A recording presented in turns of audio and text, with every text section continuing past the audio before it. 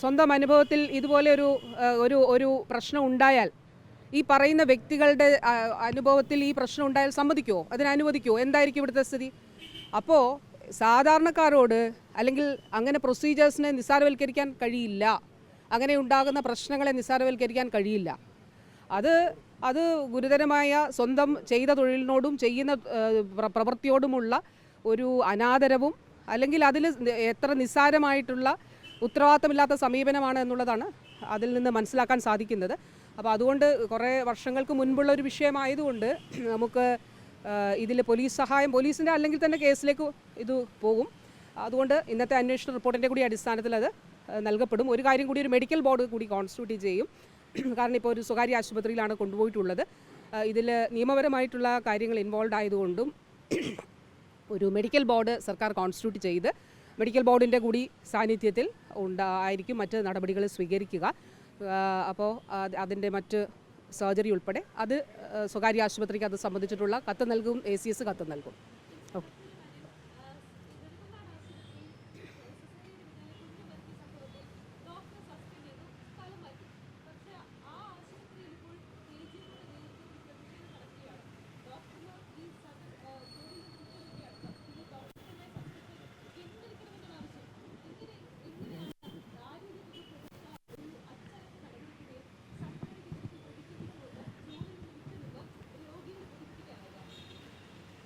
നോക്കൂ, ഇങ്ങനെയുള്ള കേസുകളിൽ നമ്മളിപ്പോൾ സർക്കാർ കർശനമായ നടപടി സ്വീകരിച്ചിട്ടുണ്ട്. ഇപ്പോൾ ഒരു സമീപകാലത്തുള്ളൊരു കേസിൽ KAT പറഞ്ഞു ഈ സർക്കാർ സസ്പെൻഷൻ പിൻവലിക്കുന്നതിനെ കുറിച്ച് ആലോചിക്കണം. സർക്കാർ നിലപാടെടുത്തു, ഒരു കാരണവശാലും പിൻവലിക്കില്ല എന്നുള്ള നിലപാടെടുത്തു.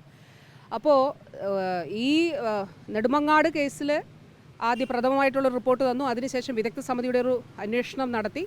അവിടെ നിന്ന് ലഭ്യമായ റിപ്പോർട്ടുകളുടെ അടിസ്ഥാനത്തിലും അന്വേഷണ വിധേയമായിട്ടും സ്വീകരിച്ച നടപടിയാണ്. ആ നിലയിൽ അതിനെ ഒരു സമരം നടത്തി സസ്പെൻഷൻ പിൻവലിക്കുക എന്നുള്ളത് അത് ശരിയായിട്ടുള്ള നിലയിലല്ല, രീതിയല്ല. അത് എന്താണെന്നുള്ളത് നമുക്ക് നോക്കാം.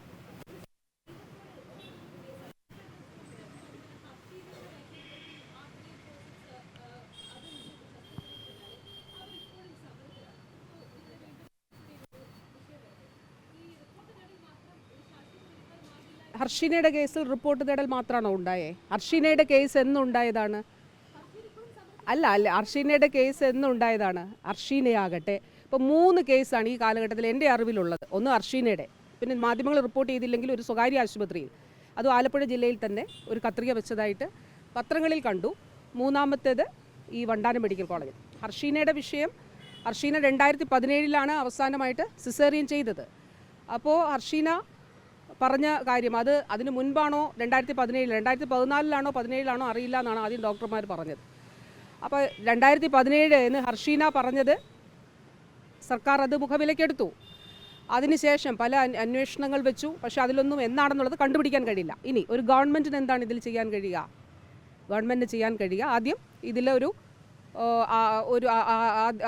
മന്ത്രിസഭയിലേക്ക് ഈ ഒരു വിഷയം കൊണ്ടുവന്നിട്ട്, ഞാൻ കോഴിക്കോട് പോയതിന് ശേഷം സ്വീകരിച്ച 2 നടപടികളാണ്. ഒന്ന്, മന്ത്രിസഭയിലേക്ക് ഈ വിഷയം കൊണ്ടുവന്നിട്ട് ഒരു സമാശ്വാസം എന്നുള്ള നിലയിൽ ആദ്യം ഒരു 2 ലക്ഷം രൂപ അനുവദിച്ചു. അത് മന്ത്രിസഭാ യോഗത്തിൻ്റെ തീരുമാനമാണ്. 2, പോലീസിന് ഇത് കൈമാറുക എന്നുള്ളതാണ്. പോലീസിന് കൈമാറി പിന്നെ അടുത്ത വകുപ്പിലേക്ക് വന്ന കാര്യം എന്താണ്? ഈ ആരോഗ്യ പ്രവർത്തകരെ, ഇൻവോൾവ് ആയിട്ടുള്ള ആരോഗ്യ പ്രവർത്തകരെ പ്രോസിക്യൂട്ട് ചെയ്യുന്നതിനുള്ള അനുവാദം വകുപ്പിൻ്റെ തേടി. ആ അനുവാദം സർക്കാർ കൊടുത്തു. അതായത് 2-3 അന്വേഷണങ്ങൾക്ക് ശേഷം ഈ കത്രികയുടെ എന്നാണെന്നുള്ളതൊന്നും നിശ്ചയിക്കാൻ കഴിയാത്ത നിലയിൽ ഉള്ളൊരു സാഹചര്യത്തിൽ വകുപ്പിൻ്റെ അന്വേഷണത്തിന് പരിമിതി ഉള്ളതുകൊണ്ട് മറ്റ് നടപടികൾ സ്വീകരിക്കേണ്ടതുകൊണ്ടും പോലീസിലേക്ക് കൈമാറുകയാണ് ഉണ്ടായത്. പോലീസ് ആരോഗ്യ പ്രവർത്തകരെ പ്രോസിക്യൂട്ട് ചെയ്യാൻ അനുമതി തേടി. അത് 2ാമത്തെ കാര്യം. അതിൽ അനുവാദം നൽകി. ഇപ്പോൾ കേസ് നടക്കുകയാണ്. ആ കേസിൻ്റെ അടിസ്ഥാനത്തിൽ ബാക്കി കേസിൻ്റെ ബഹുമാനപ്പെട്ട കോടതി എന്ത് തീരുമാനിക്കുന്നോ അതിൽ നടപടി സ്വീകരിക്കും എന്നുള്ളതാണ്. അപ്പോൾ കൃത്യമായി ഈ കാലഘട്ടം നിങ്ങൾ നോക്കുക. ഇപ്പോൾ ഞാൻ കഴിഞ്ഞ ദിവസം നിയമസഭയിൽ തന്നെ പറഞ്ഞിരുന്നു, അത് UDF കാലമാണെങ്കിലും LDF കാലമാണെങ്കിലും ഇത്തരത്തിലുള്ള വീഴ്ചകൾ ഉണ്ടാകുമ്പോൾ അതിൽ കൃത്യമായിട്ട് ഇടപെട്ടുകൊണ്ട് തന്നെയാണ് മുന്നോട്ട് പോകുന്നത്. ആ ഇടപെട്ട് നടപടി സ്വീകരിച്ചാണ് മുന്നോട്ട് പോകുന്നത്. ഇപ്പോൾ 2017 കോഴിക്കോടുണ്ടായ സംഭവമാണെങ്കിലും, ഇപ്പോൾ ഈ 5 വർഷങ്ങൾക്ക് മുൻപ് ആലപ്പുഴയിലുണ്ടായ സംഭവം ആണെങ്കിലും ഇതിൽ സർക്കാരിന് ഒരു നിലപാടേ ഉള്ളൂ. ഇത് സാധാരണക്കാരെ സംബന്ധിച്ചിടത്തോളം അത് അനുഭവിക്കുന്ന ആൾക്ക് മാത്രമേ അത് മനസ്സിലാവുകയുള്ളൂ. ഒന്ന് ആലോചിച്ച് നോക്കിയേ, നമ്മൾ അത്രയും വേദന ഒരാൾ സഹിച്ചുകൊണ്ട് മുന്നോട്ട് പോകുമ്പോൾ അതിൽ ഉത്തരവാദികളായവർ അവിടെ ഇരുന്നാലും കുഴപ്പമില്ല എന്ന് പറയുന്നൊരു സ്ഥിതി അത് തീർത്തും നിരുത്തരവാദപരമായിട്ടുള്ളൊരു കാര്യമാണ്. അതിൽ സർക്കാരിനെ സംബന്ധിച്ചിടത്തോളം വകുപ്പ് സ്വീകരിക്കേണ്ട നടപടികൾ എന്തൊക്കെയാണ് അത് സ്വീകരിക്കും. അതുകൊണ്ടാണ് ഞാൻ പറഞ്ഞത് ഇന്നലെ തന്നെ പ്രഥമ വിവരം എന്താണെന്നുള്ളത് പ്രാഥമിക അന്വേഷണ റിപ്പോർട്ട് തേടി. അതിൻ്റെ അടിസ്ഥാനത്തിൽ ഇന്നിപ്പോൾ ഡോക്ടേഴ്സ് അവിടേക്ക് പോയിട്ടുണ്ട്.